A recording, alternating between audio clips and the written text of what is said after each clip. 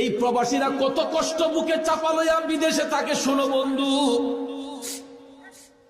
এমন কিছু সময় আসে রে, বাংলাদেশ থেকে যখন টেলিফোনটা বিদেশে যায়, কিরে অমুক অমুক রে, তুই এখন কোথায়, কাজে নাকি রুমে? কয় আমি কাজে। কাজটা শেষ করে একটা টেলিফোন দিস।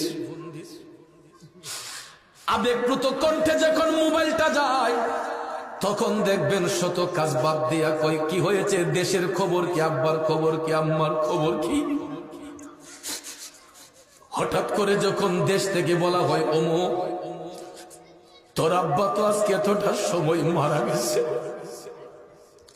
তোর আম্মা আজকে এতটার সময় মারা গেছে, একটা চিৎকার